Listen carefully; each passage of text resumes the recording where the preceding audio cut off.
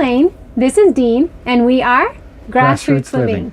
Today we're going to take you to Saguaro National Park, just outside of Tucson. Arizona. I almost said Yuma. We're on our way to Yuma right now, but just outside of Tucson.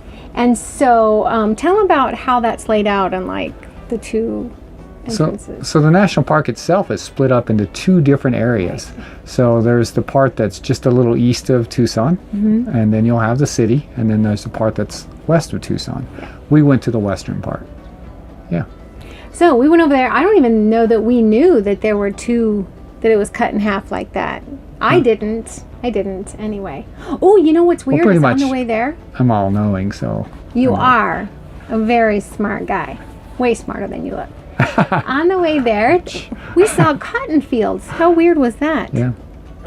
Anyway, I'll see if I have a picture. I'll stick it in here if I do. Okay, so Saguaro National Park, that's where we're taking you.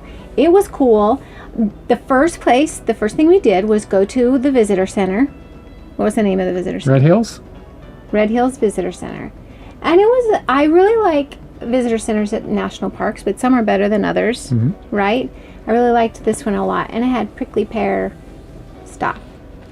Jelly. And it had a great little film about the... Oh, the film was so cool because, the film was good. But at the end of the film, you remember they raised the big theater screen? And then behind it, which I didn't even know, was a wall of windows that opened up to the national park. So it was really cool. 1,000 cactus. It was so cool. Yeah. I was like, oh, woo. Apparently I'm easily impressed. But anyway, no, it was cool. Okay. Went to the visitor center. We really enjoyed that. They hold classes at the visitor center sometimes. About there was going to be one about making prickly pear jam or something. We didn't get to go, but and we live in such a tiny space that we don't like to get souvenirs, but every time we go somewhere that has those little pennies, I always ask him to crank the penny machine so we can get our little souvenir penny. Right. So I had one of those. And anything else? I don't know, it was a pretty decent little... It was nice. Yeah, nice little visitor center.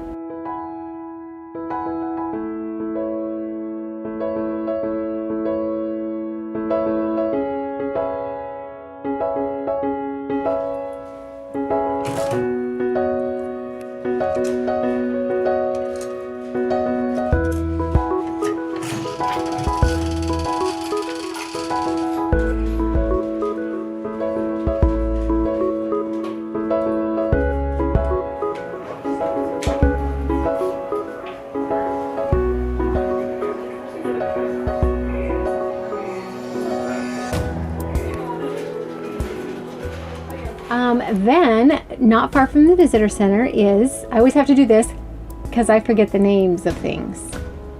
The trail.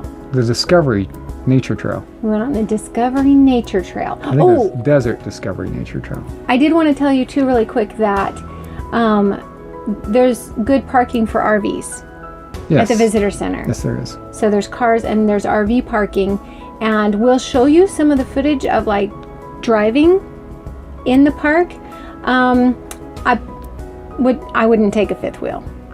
Driving on the roads in the park. To get to the park, yeah. But some of the roads in the park, they're all dirt roads, and they're pretty good dirt roads, but I don't know that I would take a giant And some of the parts were pretty rough. Yeah. I never had to put it in four-wheel drive, but it was... I'm glad we were just in the truck at the time. Yeah.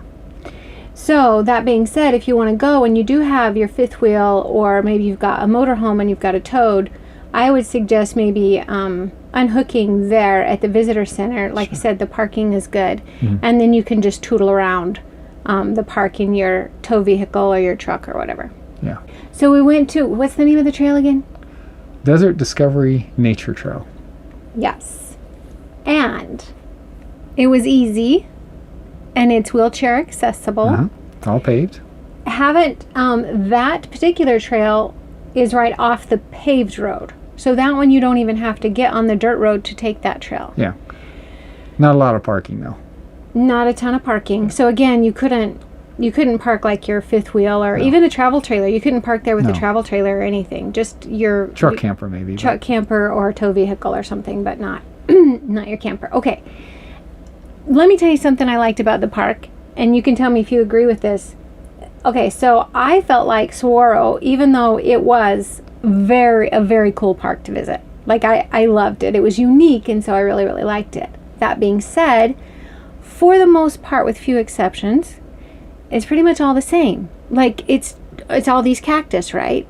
So no matter what trail you go on or what road you go on, for the most part, you're going to be seeing the same type of thing, right? Like with say Yosemite or what's that really epic one? Okay, what's some of the other national parks? I forget. We're talking about Zion. That's pretty epic. Yeah, that one too. Anyway, a lot of parks, you go down different roads, different trails, and they offer different experiences. To where with Saguaro, I felt like for the most part, even though way cool, way worth a stop, pretty much all the same type of thing.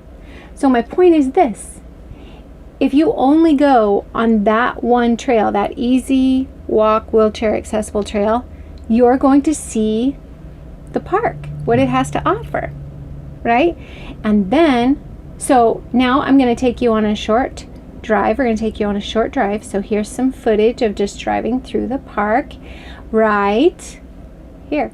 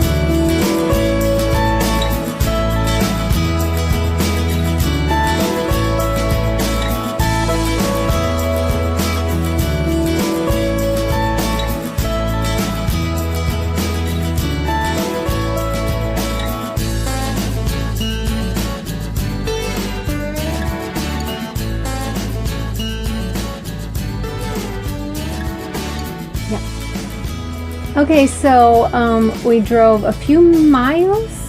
I don't know how far. I'd say 4. Down the dirt road again. Pretty decent dirt road. We did see cars. Yeah. We saw small cars on it, so it's all good. I wouldn't go there if it had rained or was raining. That would be a bad idea. Yeah.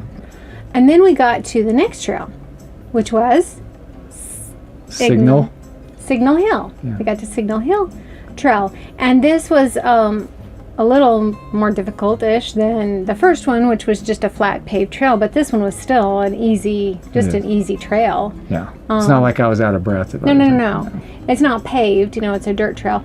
The discovery here for me was not only did they have that picnic area right there at the trailhead, but they had, like when we went on the path a little bit down the path, and there was a whole other picnic area. There was like a picnic table and the little grill and stuff. So that was cool. That was fun. And then we got to the top of the little ridge, and there was some like Indian art or something. Yep, there's some petroglyphs. Yes.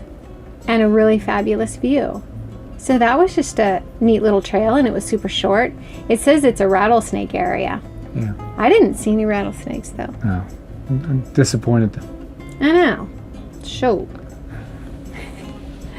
Okay, so that's Saguaro. That's we don't have too much to say about it. It was cool. I'm glad I went. Yeah. Right? I'm really glad I went. I thought it was more than I expected. I liked it. So, worth a stop. We didn't find any place where they stopped us to check to see if we had paid to get in, which was weird. Yeah, there is no entrance booth per se, but you're just supposed to go to either online or go to the visitor center you know, and get your. We of course have America the Beautiful pass, Yeah. so we were good. So we were good. Yeah. Okay. That's it. Okay, so not totally sure where we're taking you guys next week. We think maybe Picacho Peak State Park, because yeah, it's just this little state park, but it was kind of worth a stop. So we might take you there. Not sure. Make sure you come with us. If you like this video, hang out with us. Go back and like get in a show hole. Get in a grassroots living show hole and watch all of our videos. Some are better than others, but we enjoy making them. Hope you enjoy watching them. If you like them, please subscribe and ring the bell so you know when our videos come out, which is every Tuesday night. But that little bell ringer will give you a reminder, right, of when we post. So like, subscribe, ring the bell, come with us next week to wherever we end up. yeah, and we usually do a live chat. Yeah. Most of the time we are on live chat during the premiere Which of is the fun. video. It's really a lot of fun. Galleon Adventures usually joins us, sometimes Macmillan Express and Blue Wave Odyssey, and Yeah. just a lot of different people drop in on us, and we love that.